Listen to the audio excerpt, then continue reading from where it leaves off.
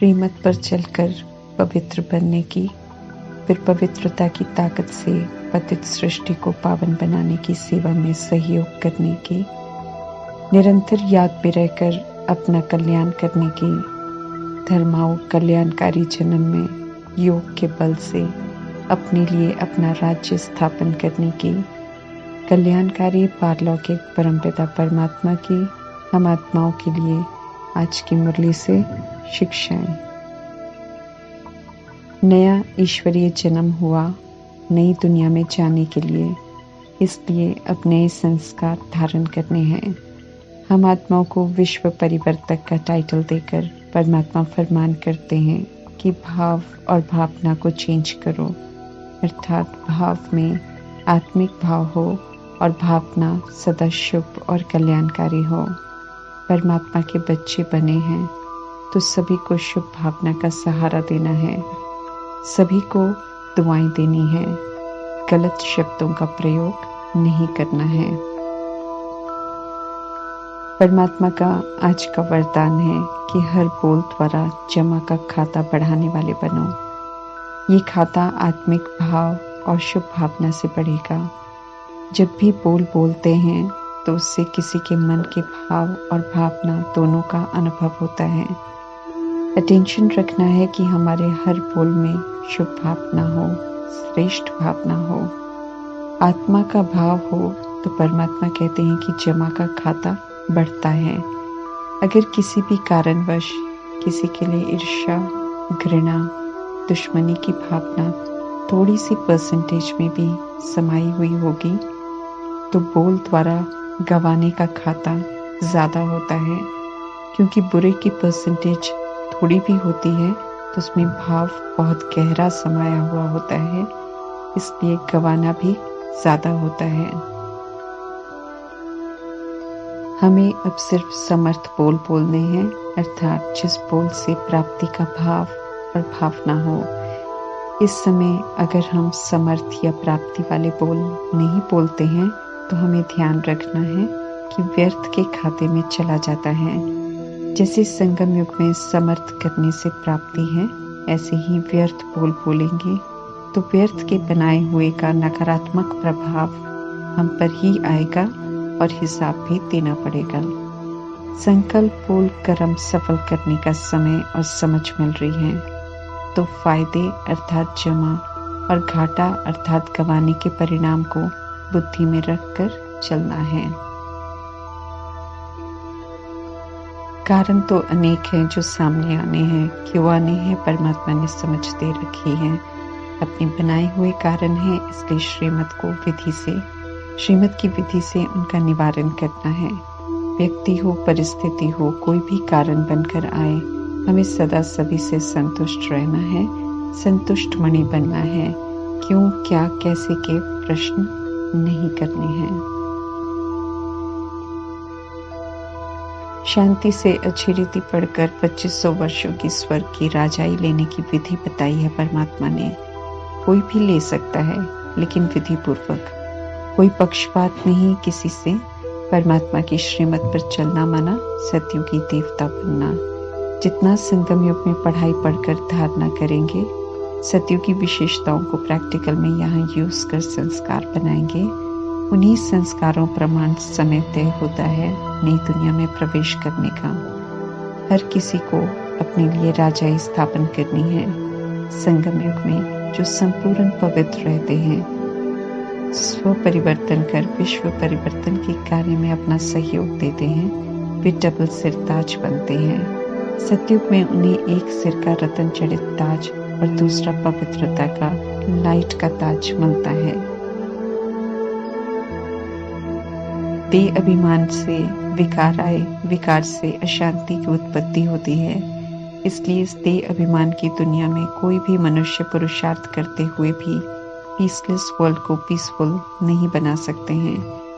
किसी को कारण ही नहीं मालूम तो निवारण भी नहीं कर सकते हैं। अब दुनिया में अनेक लोग हैं, अनेक मान्यताएं हैं, विस्तार तो अति में है।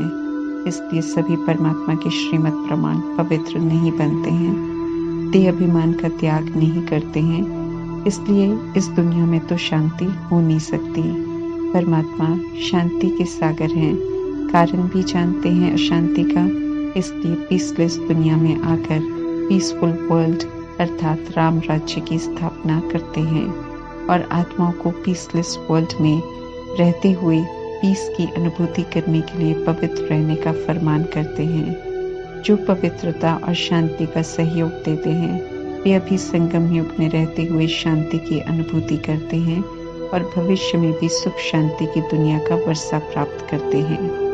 दुनिया में तो पीस स्थापन करने का सम्मेलन करते हुए और पीस प्राइज लेते हुए भी तीसरे विश्व के युद्ध के समीप आ गए हैं। इसी बीच परमात्मा सुख शांति की दुनिया की स्थापना का कार्य संपन्न करने वाले हैं। कलयुग सतयुग नहीं बन सकता है, ये पुरानी विकारी दुनिया हो गई है, इसकी समाप्ति होनी है। इसलिए पारलौकिक पिता परमात्मा यहाँ से ले जाने आए हैं।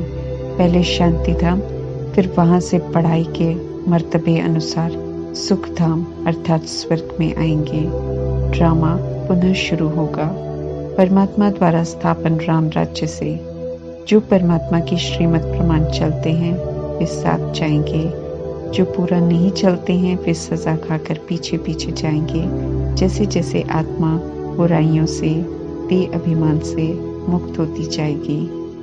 परमात्मा तो सभी को सुख देने आए हैं, कौन कितना उनसे सुख लेता है उनकी श्रीमत पर चलकर वो हर एक का अपने ऊपर है।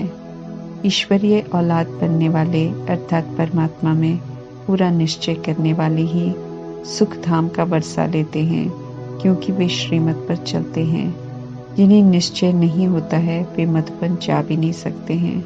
परमात्मा की महिमा पतित पावन की है, इसलिए परमात्मा किसी और युग में नहीं आते हैं, बल्कि पतित भ्रष्टाचारी दुनिया में घोर कलयुग में आते हैं और आत्माओं को श्रेष्ठाचारी बनाते हैं।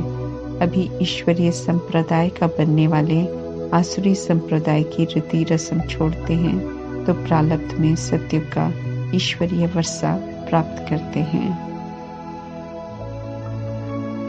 परमात्मा का खेल संगम युग में चलता है। परमात्मा किसी को दुख नहीं देते हैं, बल्कि दुखों को समाप्त कर सुखी बनने की विधि बताते हैं।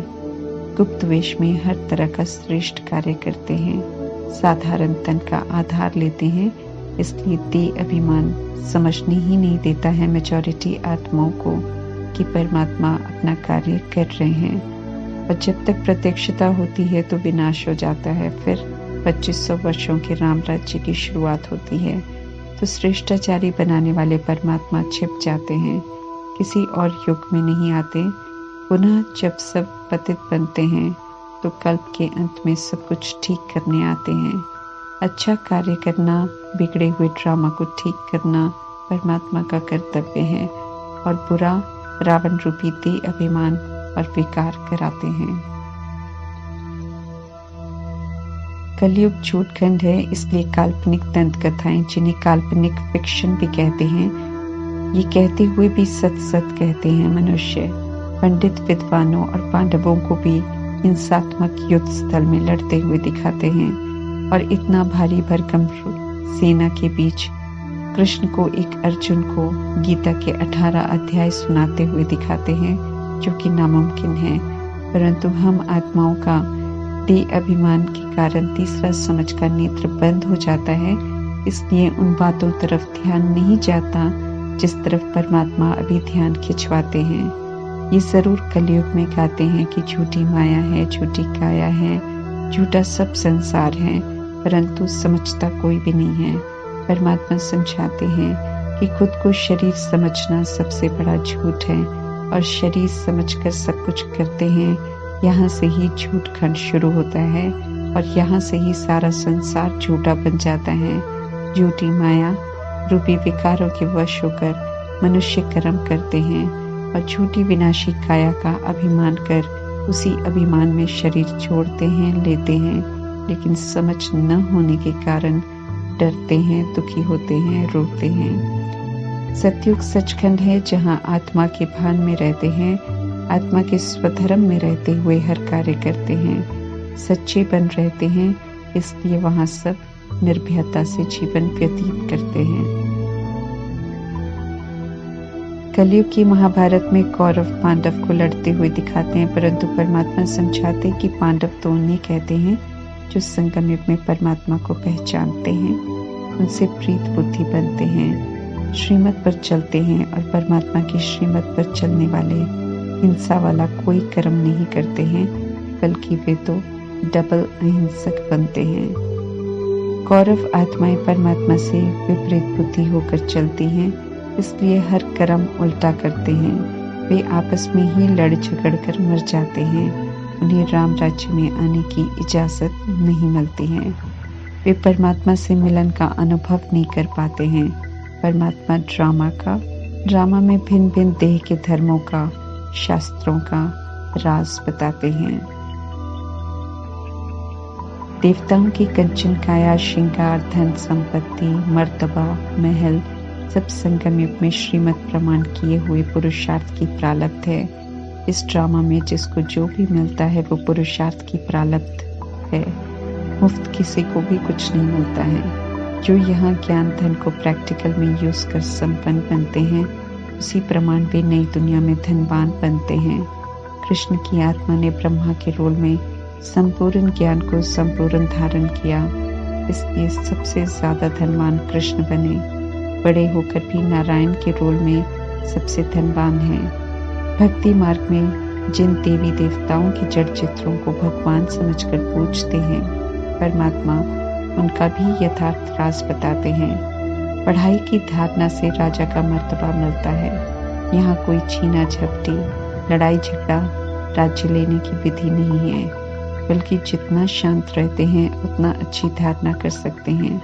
परमात्मा अभी फूल बनाते हैं, द्वापर युग से देह का भान, अभिमान और विकार कांटा बनाते हैं, तो आत्माएं पतित बन जाती हैं।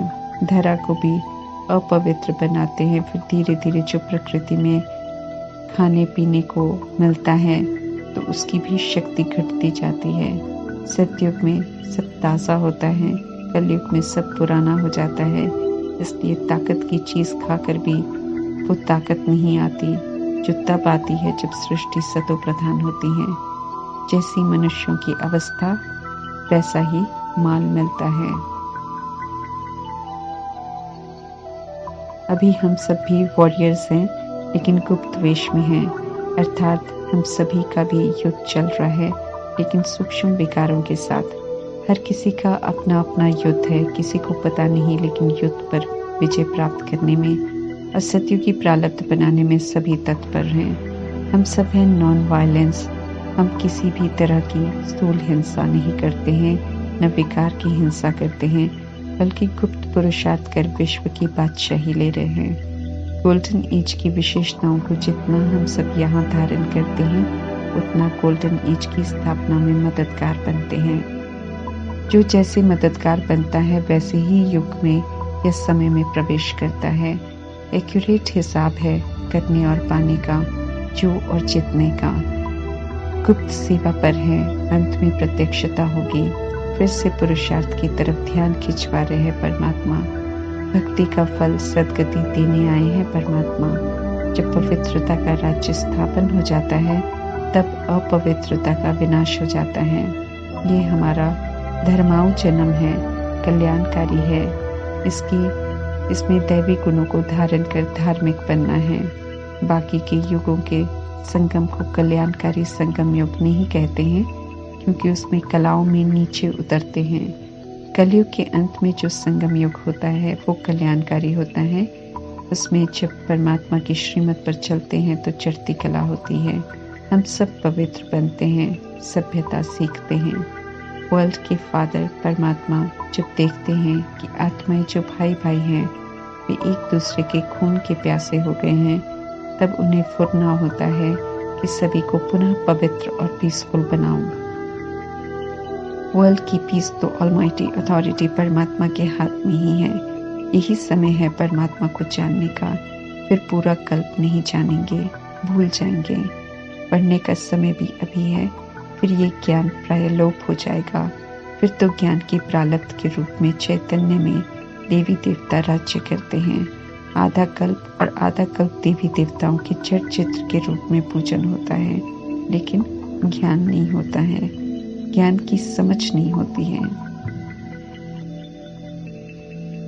जो दिखाई देता है वो सब विनाश हो जाएगा, कुछ भी नहीं रहेगा। इसलिए परमात्मा कहते हैं कि जो कुछ भी दिखाई दे रहा है उससे ममत्व निकाल दो और पतित से पावन बनो। पवित्रता ही सुख शांति की जननी है। इसलिए जब ड्रामा में मेजॉरिटी आत्माएं पतित बन जाते हैं तो सन्यासियों ने पवित्र रहकर धरती को थामा। इसलिए सन्यास धर्म की भी महिमा करते हैं परमात्मा।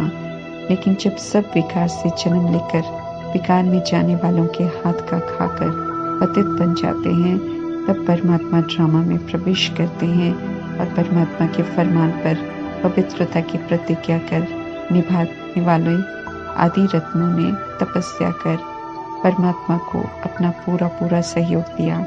पवित्रता का फाउंडेशन शक्तिशाली रहा तो संगम युग के 86 वर्ष तक पहुंच गए हैं, वरना तो दुनिया में विकार अपनी चरम सीमा पर हैं चारों तरफ। पवित्रता न हो तो परमात्मा कहते हैं कि सभी अति में दुखी हो जाएं। पवित्रता की ताकत से पतित सृष्टि को पावन बनाने में हमें मददगार बनना है। परमात्मा के साथ साथ चले तो ये वापस घर जाने की यात्रा बहुत वंडरफुल अनुभव होगी। यकीन दिला रहे हैं परमात्मा, बिल्कुल कोई डर नहीं लगेगा। क्योंकि चारों तरफ कलयुग की रात का प्रभाव ज्यादा है, इसलिए विघ्न आते हैं तो परमात्मा हिम्मत देते हैं कि रात के राही थक मत जाना। रूहानी यात्रा में उमंग उत्साह से आगे बढ़ते रहो। श्रीमत पर चल रूहानी कमाई करते रहो। जितनी याद उतना पावन बनेंगे, उतना ऊंच मर्तबा प्राप्त करेंगे। अगर नहीं करेंगे तो भस्मीभूत हो जाएंगे, विकारों वश हो जाएंगे, हार खा जाएंगे, साधारण रह जाएंगे। इसलिए परमात्मा कहते हैं कि मेहनत तो जरूर करनी चाहिए। शिकायत है पारलौकिक पिता परमात्मा को कि याद करना इतना महत्वपूर्ण है। पापों को भस्म करने के लिए, पावन बनने के लिए फिर भी याद करना ही भूल जाते हैं और देहधारियों को याद करते रहते हैं, जिससे न पावन बनेंगे, न विक्रम भस्म होंगे, बल्कि और ही पाप कर्म हो जाएंगे। सब कुछ परमात्मा से मिलता है, सदा साथ परमात्मा देते हैं, दुखों को हरते हैं, फिर भी उन्हें भूलते हैं। तो परमात्मा पूछ रहे हैं कि ऐसा कहते लज्जा नहीं आती है? भूलते रहेंगे तो क्या मर्तबा पाएंगे? मीठे परमात्मा मीठी नॉलेज देकर दुखों से छुड़ाते हैं। सभी को दुखों से छुड़ाने की पुकार को सुनकर अब दुखों से छुड़ाने आए हैं। लेकिन साथ में परमात्मा ये भी स्पष्ट कर रहे हैं कि वे दुखों से तभी छुड़ाएंगे अगर हम सब उनकी श्रीमत पर चलेंगे। श्रीमत पर नहीं चलेंगे तो अवज्ञा होने से दुख की प्राप्ति होगी, फिर परमात्मा मददगार नहीं बनेंगे। ओम शांति।